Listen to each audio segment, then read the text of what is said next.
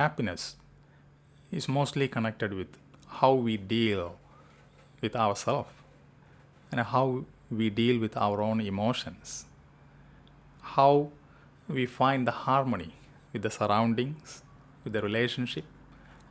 It all depends on how we fine tune. So the tuning is important. So to tune ourselves very well, it is very important to deal with the emotions. The emotional memory will always drive a person crazy and also can drive a person to be very happy also.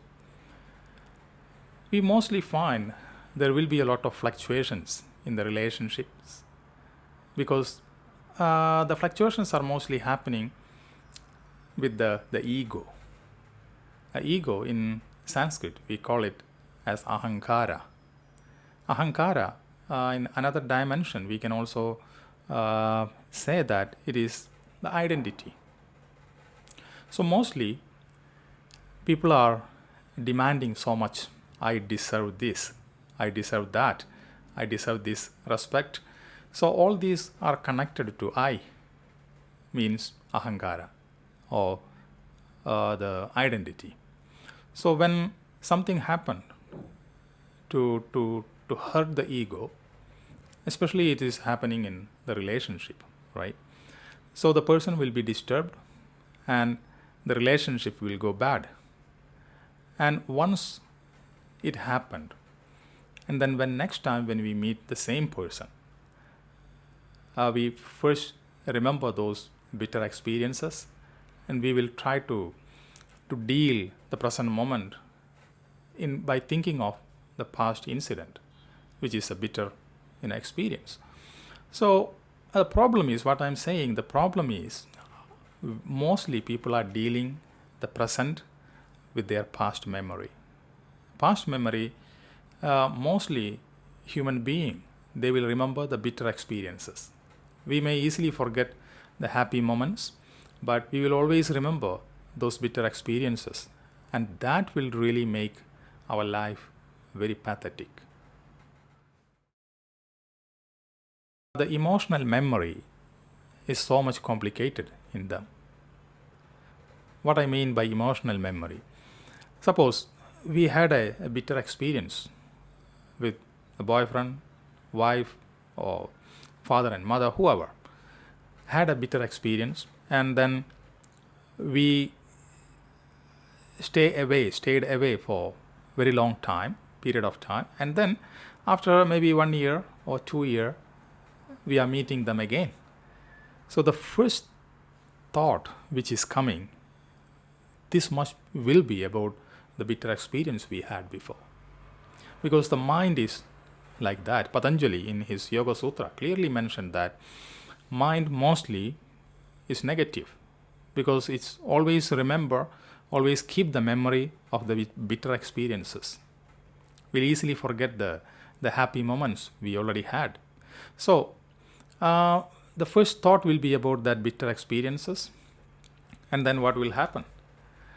And we immediately think, oh, I know this person. I had a bitter experience with this person, right?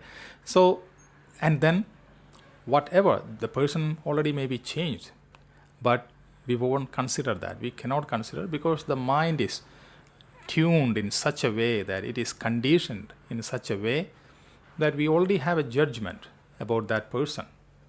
He is bad, so he will be bad again. So this is the assumption, this is the judgment coming from the emotional memory. So how to deal with the emotional memory is very important to be happy in our life.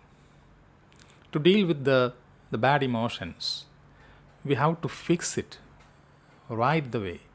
Whenever we had a bitter experience with somebody, whoever it may be, we have to fix it. Otherwise, it will keep bouncing and it will be bothering us forever.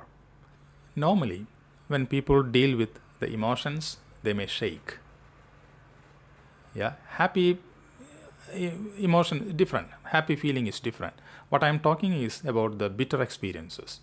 So when we deal with the bitter emotions, we will be shaky, we will be nervous. So the mind will not function in a desired way, in a proper way. So there, yoga can help.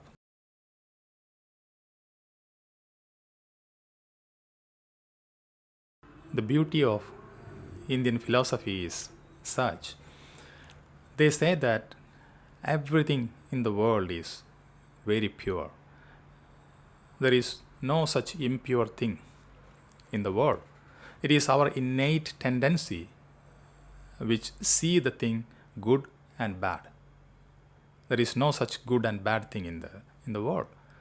They say that sakalam pavitram chaiva vasana kutsida bhaved, which means everything is pure. It is your innate tendency to decide whether this is good or bad.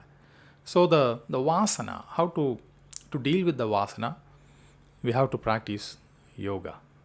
So if you practice yoga in a systematic way, you will be able to deal with the emotions, with your innate tendencies, and you can always embrace happiness and bliss.